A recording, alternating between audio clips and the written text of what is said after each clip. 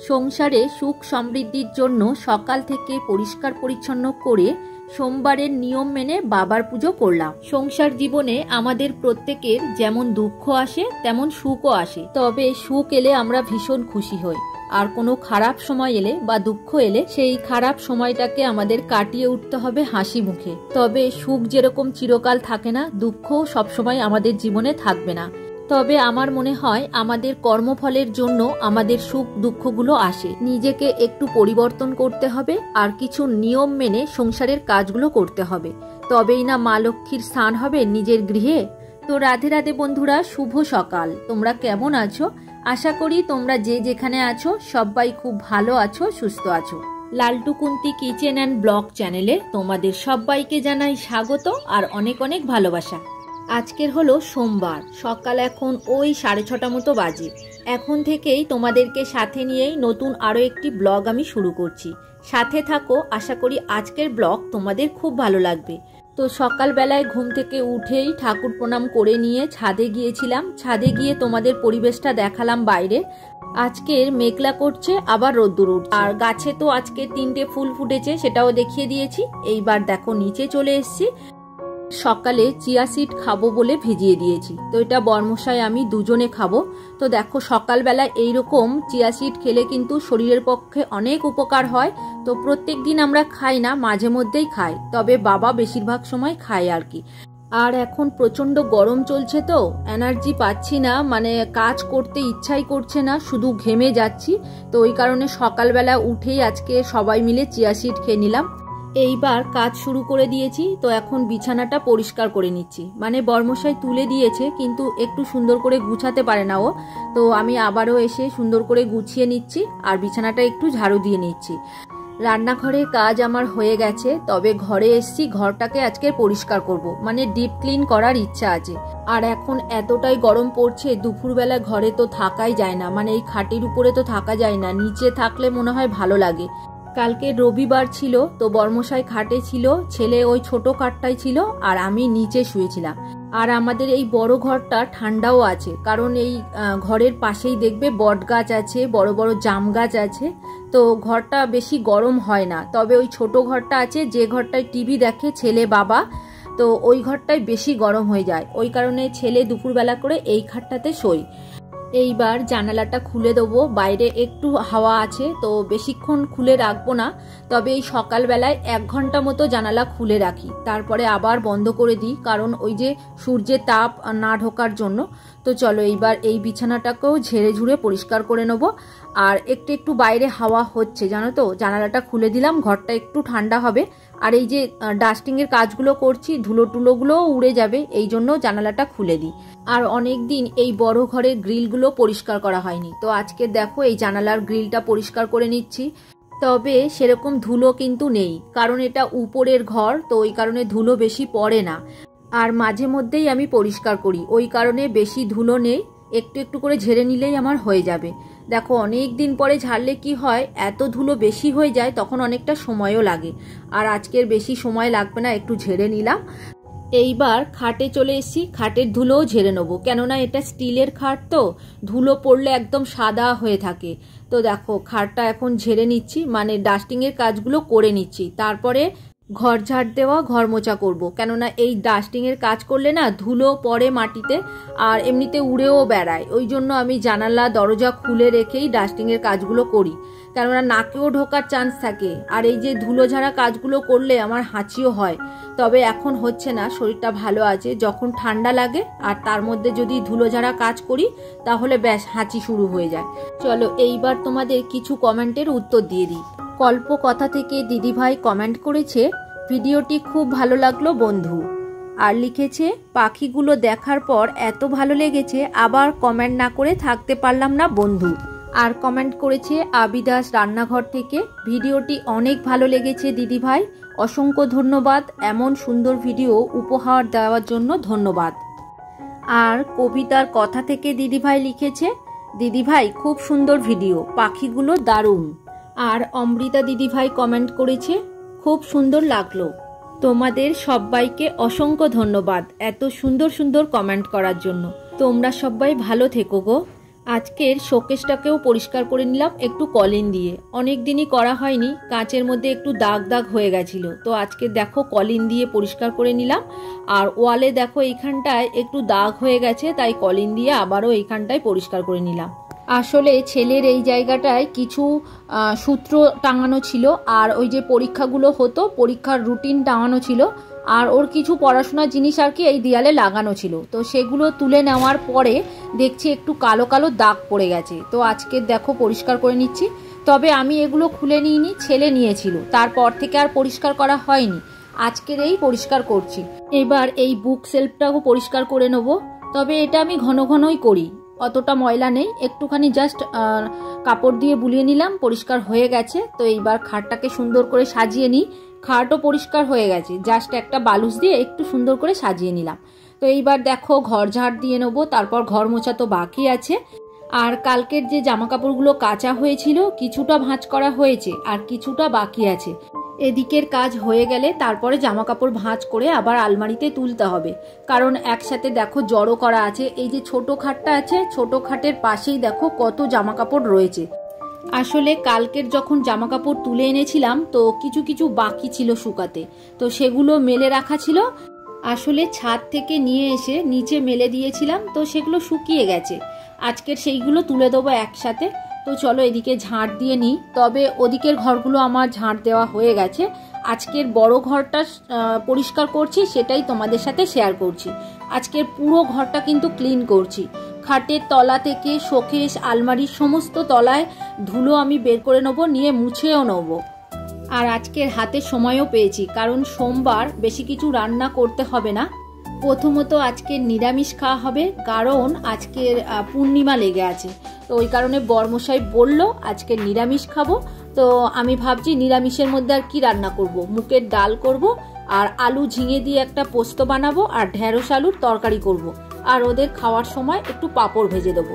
তো ওই কারণে আমি দেখো এদিকের কাজগুলো সেরে নিচ্ছি।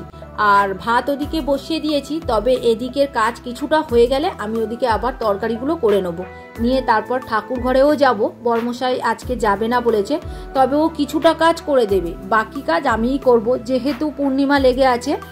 তো দেখো এদিকে ঘর মোছা আমার হয়ে গেছে, পুরোপুরি ঘরটাকে পরিষ্কার করে নিয়েছি।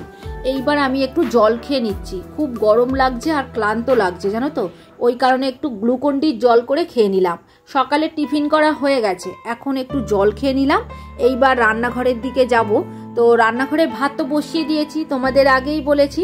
এইবার টেবিলটাকে পরিষ্কার করে নিচ্ছি, তবে আজকে রান্নাঘরের কিছু কাজ তোমাদের সাথে শেয়ার করব না, কারণ বড় হয়ে যাবে ভিডিওটা, আবার পুজোর ভিডিও আছে। তো দেখো ঘরটা কতটা সুন্দর লাগছে তোমাদেরকে দেখিয়ে নিই। আজকে তো বেডরুমটা ক্লিন করলাম, তো দেখছো কতটা সুন্দর লাগছে। ঘরটা যদি এইরকম সুন্দর করে পরিপাটি করে গোছানো থাকে, আর বিছানাগুলো এইরকম সুন্দর করে টান টান করে রাখা যায়, তাতে মনটা ভালো থাকে। আর যখন নোংরা হয়ে থাকে না, মনের মধ্যে একটা টেনশন হয় কখন কাজগুলো করব। তো এখন দেখো জামা কাপড় ভাঁজ করতে চলে এসেছি, ওদিকে তরকারি বসিয়ে দিয়েছি, মানে ঝিঙে আলুর তরকারিটা বসিয়ে দিয়েছি, আর ঢেঁড়স কাটার রয়েছে, এরপর গিয়ে আবারও করব। আজকের বললাম না কোনো রান্নাই কিন্তু তোমাদের সাথে শেয়ার করব না। তো এখন জামা কাপড়গুলো আলমারিতে তুলে দেবো, কেননা এই যে বাইরে পড়ে থাকলে না অনেকটা জায়গা নিয়ে থাকে আর দেখতে বাজে লাগে। তো দেখো জামা কাপড়গুলো ভাঁজ করে নিচ্ছি, তো যে যার জায়গায় রেখে দেবো, তাতে সুবিধা হবে ওদের আর কি। আর আমার দুখানা শাড়ি আছে, আগের দিন পরেছিলাম, মানে গতকাল ব্লগে দেখবে তোমরা, এই শাড়িটা পরেছিলাম। আর সন্ধেবেলায় যে শর্টস বানিয়েছিলাম, সন্ধে ঠিক বলবো না, বিকালবেলায়, তখন এই শাড়িটা পরেছিলাম। আর মাঝে মাঝে গিয়ে রান্নাও করে আসছি, এদিকে জামা কাপড় ভাঁজ করছি আবার রান্না করছি। তো রান্না আমার হয়ে গেছে প্রায় শেষের পথে। তো দেখো বরমশাই খেয়ে বেরিয়ে পড়েছে, ও এবার কাজে চলে যাচ্ছে। জুতো না পরে বাড়ির জুতো পরে চলে যাচ্ছ কেন? মাথা কাজ করছে না, কি রোদ্দুর গরম। হ্যাঁ এই নাও তোমার ব্যাগ, কাজে তোমাকে যেতেই হবে, প্রতিজ্ঞাবদ্ধ।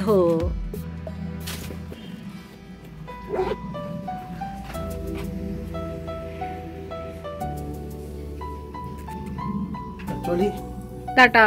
টাটা। তাড়াতাড়ি আসার চেষ্টা করো।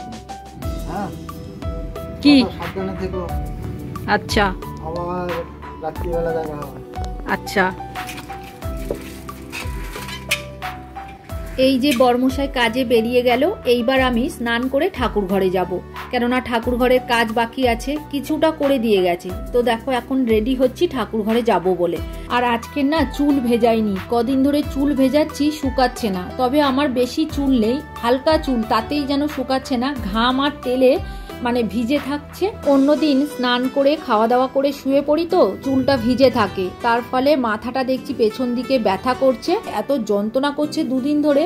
তো ওই কারণে আমি ভেজাইনি আজকের হালকা করে মাথাটা একটু জল দিয়ে নিয়েছি। আর এখন দেখো রেডি হয়ে ছাদে চলে এসেছি। তবে সব কাজ সেরে আসতে গিয়ে আমার একটু দেরি হয়ে গেছে। এরকম দেরি আমার হয় না, একটু সকাল সকাল পুজো দেওয়ার চেষ্টা করি, কিন্তু ওই যে আজকের বেডরুমটাকে ডিপ ক্লিন করতে গেলাম, তার জন্য একটু দেরি হয়ে গেছে। তো যাই হোক, এখন দেখো ছাদে জামা কাপড়গুলো মেলে দিই, তারপরে গিয়ে ঠাকুর ঘরে যাব। ঠাকুর ঘরের কিছু কাজ কিন্তু বর্মশাই করে দিয়ে গেছে, পুজো বাকি আছে সেটা আমি করব। আর এই বেলতলায় আর তুলসী তলায় জল দেব। এখন তো বৈশাখ মাসে তুলসী তলায় প্রত্যেক দিন জল দেওয়া উচিত। তো আমাদের এখানে ঝাড়া লাগানো নেই, ঝাড়াটা নিচে আছে, তো আমাদের এখানে তুলসী গাছ আছে, সেখানে দিয়ে দিলাম। তো আমাদের মতো প্রত্যেকটা গৃহের বউদের এইরকম কিন্তু ঝাড়াতে জল দেওয়া উচিত, তাহলে কি হয়, গৃহের মা লক্ষ্মী সন্তুষ্ট হয়। আমরা তো প্রত্যেকেই জানি তুলসী দেবী হলো মা লক্ষ্মীর আর একটা রূপ। তো এদিকে দেখো আমি বেলপাতা নিয়ে নিলাম, বাবার আজকের পুজো করব যেহেতু সোমবার আছে। তো বেলপাতা নিয়ে আমি জলে দিয়ে রেখেছিলাম, আর বর্মশাই কিছুটা তুলসী পাতা এনেও দিয়েছিল। তো দেখো এখন চন্দন বেটে নিচ্ছি, যেহেতু বাবার পুজো আছে তো ওই কারণে আমার চন্দন তো অবশ্যই লাগবে। আর আমাদের রাধাকৃষ্ণ আছে, তো ওই কারণে চন্দন নিয়ে নিলাম। চন্দন না থাকলে বিষ্ণু পুজো আর শিব পুজো কিন্তু করা যায় না, তো ওই কারণে দেখো চন্দন আমি বেটে নেব। তো চলো এইবার আরও কিছু কমেন্টের উত্তর দিয়ে দিই। কল্যাণিয়া মায়ের রন্ধনশালা থেকে লিখেছে, গরমের মধ্যে রান্না করা, ঘরের কাজ করা সত্যি খুব কষ্টের। অনেক কিছু কিনে নিয়েছো, মাছগুলো একদম তাজা, প্ল্যান করে কাজ করলে সহজেই হয়ে যায়। ঠিক বলেছো, শেষ পর্যন্ত দেখে নিলাম, খুব ভালো লাগলো, ভালো থেকো। আর কমেন্ট করেছে রাখির ছোট্ট সংসার থেকে, লিখেছে ভিডিওটা খুব ভালো হয়েছে দিদি ভাই।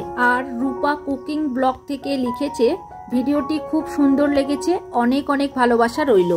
আর মামনির রূপকথা থেকে লিখেছে সকাল থেকে কত কাজ করলে, অনেক কিছু রান্না করলে, আবার কত সুন্দর নাচলে, সব মিলিয়ে ভিডিওটা পুরো দেখলাম, খুব ভালো লাগলো, ভালো থেকো।